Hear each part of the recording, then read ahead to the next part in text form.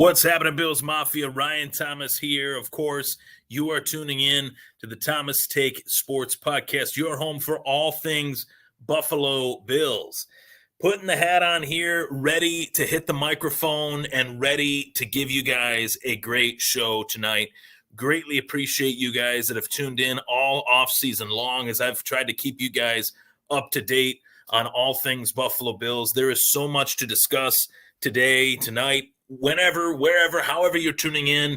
Greatly appreciate the supporters. You guys have been able to find a way to tune in to me, whether it's the streams on YouTube, on the Buffalo fan base, whether it's my podcast channel, the Thomas Take Sports Podcast on YouTube. If you want to stay up to date with any additional content that I do provide, go to YouTube, subscribe to the Thomas Take Sports Podcast, and you will not miss a beat. Safe to say, love to post content all off season long. So there is no off season for the Thomas Take Sports Podcast. We're only weeks away, days away from the first preseason game and weeks away from the Buffalo Bills Week 1 battle against the Arizona Cardinals. Definitely a fun one. I'm looking forward to seeing that for my Bills fandom.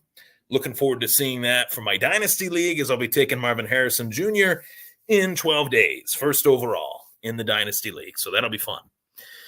So, needless to say, I have a great podcast ahead and one that I want you guys to chime in on, fire away any and all questions that you guys have based on the takes that I'm providing. As always, I like to read those takes, speak those takes on the air, and that's just what I'm going to do tonight. So if I miss anybody, sometimes I riff and sometimes I forget to click. So I might do that again. If I do, I'll circle back. And I'll be able to, provide you guys with a great show. So let's get to it. So the subject matter of tonight's show is very important because as we've inched closer and closer to the regular season, there has been a lot that has gone on that has made this team so much different from what it was last season, mainly the big move of moving on from wide receiver Stephon Diggs. And I've talked about that quite often, but what I haven't talked about is the interaction that I'm still seeing amongst Bills Mafia members on what they feel is the situation at One Bills Drive. And it's very interesting to see everyone else's perspective. I'm not going to say I agree with it. I'm not going to say I disagree with it. I just like to kind of dabble in everyone else's perspective. Everybody else has a different, unique opinion, and I love sharing my opinion with others as I love others sharing their opinions with me. So at this point, I can honestly, though, gauge the conversation and say as of right now that the Buffalo Bills fans want more. The question is, are they going to get it? And at this point, it's, as I'm recording this, August 6th, and as well, August 7th, as this will be posted, not many fans feel like the Bills, quote unquote, did enough this offseason. I have had one fan tweet at me today speaking about how he feels the Buffalo Bills actually got worse this offseason compared to the teams in their division. Miami got better, according to this gentleman. The Jets got better, according to this gentleman. And the Patriots got better, according to this gentleman. And the only team that might have regressed, albeit the best team in the division, still regressed in the Buffalo Bills. And I thought that was a very interesting take. I'm not saying I agree with it, as I mentioned moments ago. Not saying that I disagree with it, as I also mentioned moments ago. What I'm saying is perspective is everything. And I really like to kind of dive into my take on the takes of others on this show, which is what I'm going to dedicate to tonight. So as I kind of unwrap this take and look at this news and say, in what ways did the Bills not do enough? Yeah, they traded away Stephon Diggs. The writing was kind of on the wall, pun intended, as there's a big brick wall behind me there, on what they needed to do in their future, right? And tipping the cap to Stephon Diggs and what he did for the Buffalo Bills, he was a great player. He is a great player. There is no doubting that, but we have to move on at some point. We're in August. The Bills, people in charge, they made their decision, and their decision was one that I don't think they made lightly. I think this was a decision that they had to really mull over for quite some time. And they finally made it. So, with that being the case, in the form and fashion of trading away Stephon Diggs, goes to Houston. Buffalo, shortly thereafter, they signed Curtis Samuel, and then they draft Keon Coleman. And the Coleman portion is where things, I think, are polarizing right now. I don't think, as I mentioned last week on the podcast, that there is a player right now on the Bills as polarizing as Keon Coleman. Some Bills fans love him, and some Bills fans are feeling like, I don't know if he's going to be the guy before he's even played a down of professional football with the Bills. So in my estimation, in my humble estimation, I feel like the Bills fans wanted more weapons. They want more than what the Bills already have. Now, each offseason is different. Each offseason is one where, you're going to have names come up that, shall I say, each offseason, a name that you least expect is going to come up. And that name is, in this offseason, Brandon Ayuk. And right now, as it stands, as I'm recording this, as I mentioned, Tuesday afternoon, 4:30 on a Tuesday, as this episode is pre-recorded. But as I mentioned, I will get to your comments regardless. Brandon Ayuk is a really good player. Brandon Ayuk is in his prime. Brandon Ayuk is coming off of a career year. Fortunately for him, that career year comes at a perfect time to where he's able to ask for more money from the team he plays for. And if they don't provide it, then he can just say, okay, well, find a way, whether you guys provide it, or whether a team outside of yourselves provides it and you guys trade me, find out what you need to get in exchange for my services. And then I'll vet that team and I'll be able to kind of gauge what they're willing to pay me. And the Cleveland Browns, the New England Patriots, those are the two teams reportedly that are in the lead right now per Mike Garofalo, as well as Ian Rappaport, as well as Adam Schefter. They've thrown out the Washington Commanders. They've thrown out the Pittsburgh Steelers. You get my point here. At no point were the Buffalo Bills mentioned for the services of Brandon Ayuk. And I understand why.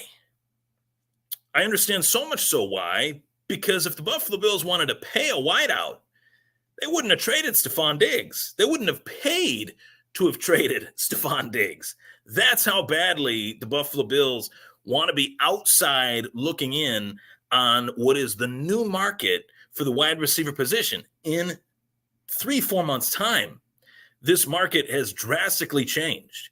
This market has gone from being one that had, the elite getting elite money, but now we're seeing younger wideouts, the Amon-Ra St. Browns, getting the most money. As the quarterback market has changed, the wide receiver market has changed. The quarterback market's gone way up. The wide receiver market's gone way up. The running back market has gone way down. So Brandon Ayuk is in a peculiar position, and any fan that wants the Buffalo Bills to go out and trade for Brandon Ayuk, you got to understand that more needs to take place in order for the Buffalo Bills to make a move like that. Furthermore,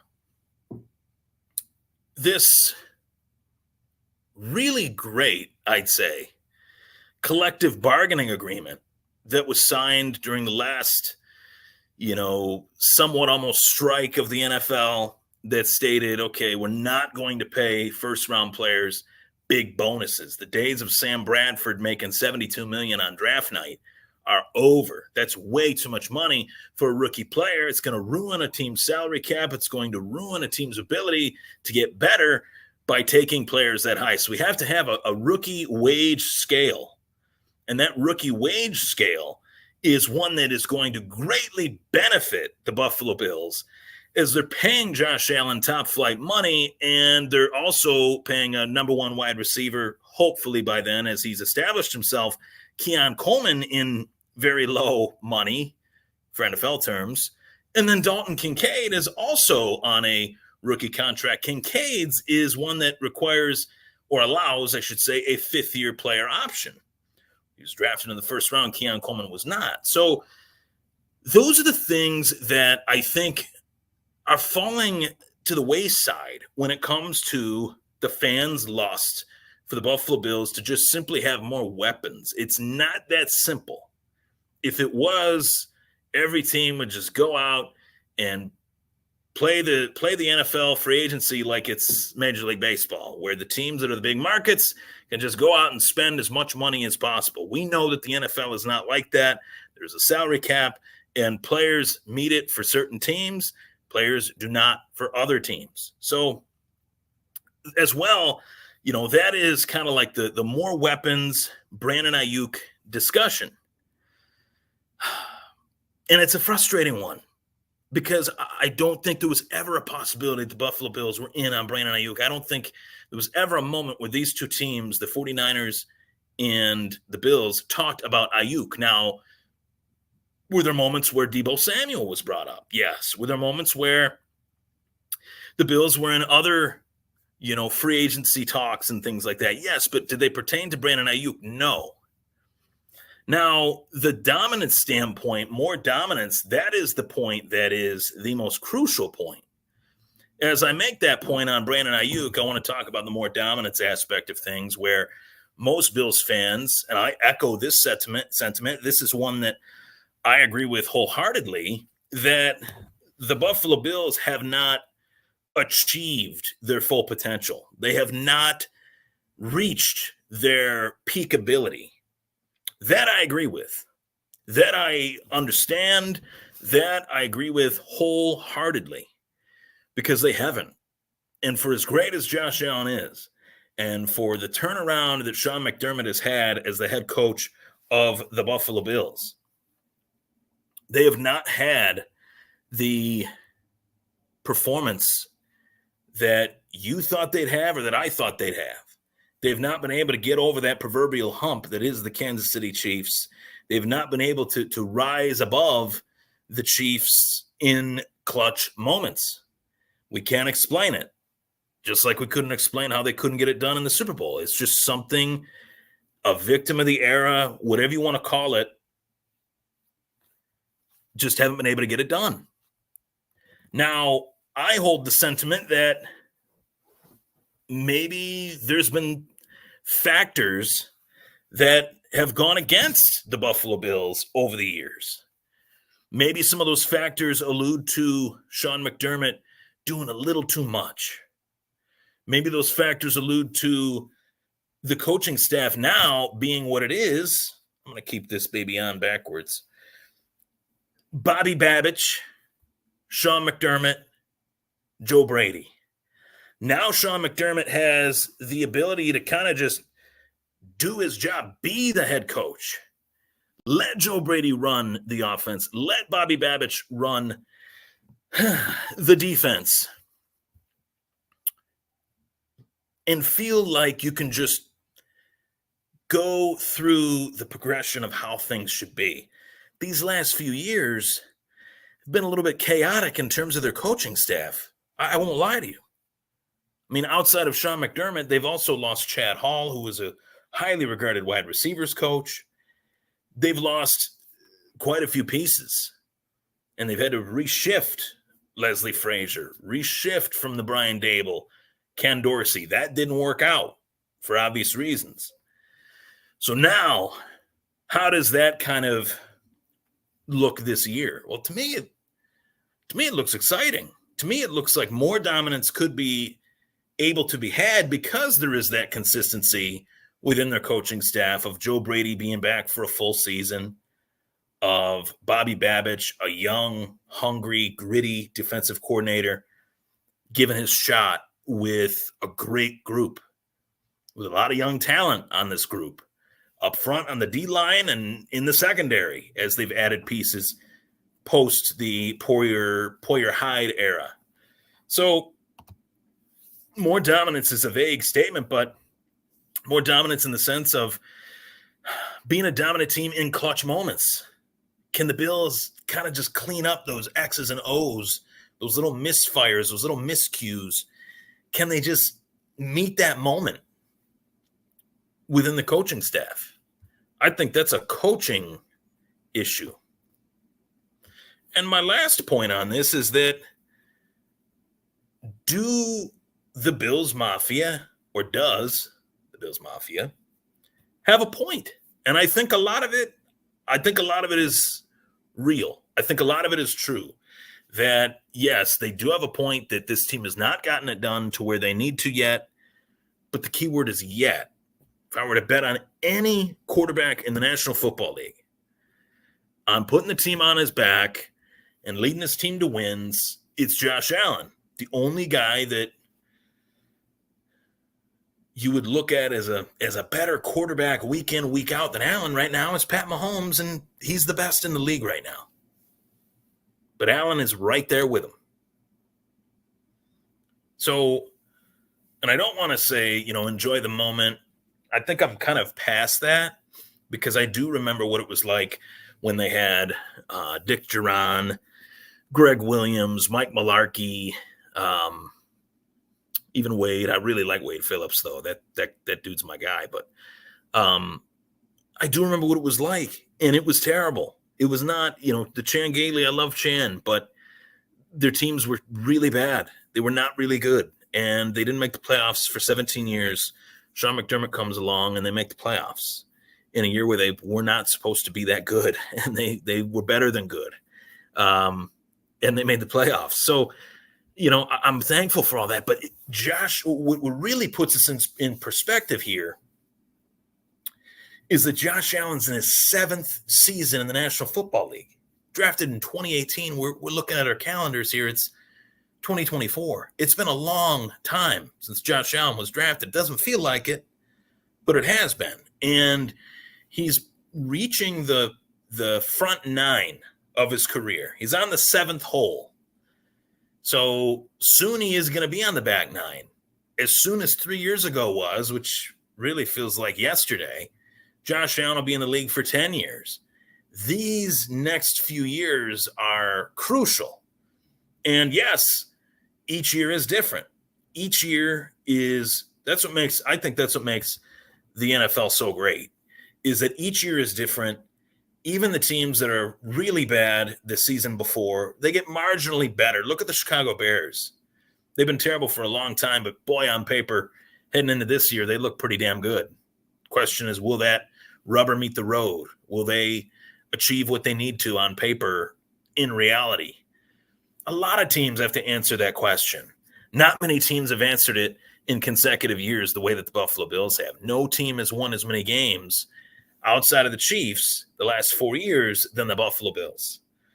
Josh Allen has put up numbers the last 6 years that no quarterback has ever put up. More touchdowns than any quarterback in the first 6 years of his career. More touchdowns than any player in the last 4 years. More rushing touchdowns than Saquon Barkley last season. And that's a stat that I hope changes as Buffalo's gotten a little bit better in the run game with Cook, and hopefully Ray Davis is what I think he can be. But nonetheless, I understand the quote-unquote negativity, and I don't even want to put a bow on it like that because I get the frustration. I get the feeling of when, if not now, when. We waited 20 years for a quarterback post Jim Kelly, and we finally get one, and we haven't gotten it done for him yet. That's a hard pill to swallow. If it wasn't Jim Kelly and Thurman Thomas and Andre Reed and Bruce Smith and Darryl Talley and Marv Levy and many, many more, Thurman Thomas, if I didn't mention him, when? That I understand. I mean, you got Hall of Famer after Hall of Famer after Hall of Famer after Hall of Famer on those teams. And yet this team has been one of the best teams in the league these last 4 or 5 years, and they couldn't get it done. And the move of trading Stephon Diggs was a hallmark move that really was like a footnote in that era. The Allen Diggs era is over. We're in a new era now. Whether fans want to admit that or not, they will have to once the season gets fully rolling here. So definitely a lot of talking points tonight that I wanted to address. I've had a lot of people tweet me while this is going on in the midst of my tweet here. And let me read some responses. I mean, 9,000 people have viewed this tweet. that I tweeted out yesterday night at Ryan Thomas Take, by the way. That's the Twitter handle on the bottom left of the screen here, X handle, as they say now. I don't think the Buffalo Bills want to pay a wide receiver top money. If they did, they would be already. I don't see the fit for Ayuk in Buffalo. Maybe it's just me. Hashtag Bills Mafia. Now, I've gotten agreed by Tyler Hartigan. I think the Bills believe Keon Coleman will be their number one wideout by the end of the season. While it develops, Kincaid will be the main target. Underneath in slot routes to Samuel, Shakir, and Cook. Not a bad take, Tim. David Watson says, I love Shakir, but the only way they get Ayuk is probably trade Shakir plus draft capital and move Samuel to the slot and Coleman and Ayuk outside. That's a lot. I don't think they're trading Khalil Shakir anytime soon, David. AJ Laza says, I agree. San Francisco has beautiful weather, contending loaded team, lower taxes. He wants out. Talent-wise, it's a no-brainer, but if Buffalo wants to try to keep the vibes up, then I don't think Ayuk is the wide receiver one they want. So, a lot of people have, positive takes on this. And a lot of people look at it as the youth aspect of this team, I think, is actually a huge advantage for their future. The younger you get in this league, the better, potentially. Of course, on the field. But the younger you get in the league with this collective bargaining agreement, with this rookie wage pay scale, then you're in really good shape if those picks hit. The question is, can Kincaid and Keon Coleman hit at a level that can put the Bills over the top? If Keon Coleman and Dalton Kincaid can be the players that Brandon Beane and Sean McDermott and Joe Brady think they can be, then the Buffalo Bills are going to be very, very, very good again. I'm Ryan Thomas. Thank you so much for tuning in to the Thomas Take Sports Podcast tonight. I'll be back, of course, with plenty more. And I got a really great project that will be released next week. My 2024 Fantasy Football Insider will be released on RyanThomasTake.com. You will have to purchase it, but it will be worth every single penny to help you win your fantasy football league. $9.99.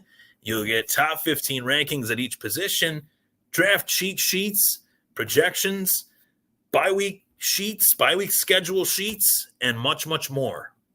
Really can't wait to finally get this done and released and posted, and I'll be sure to help you win your league. Thank you so much for tuning in, Bills Mafia. I'll see you next week.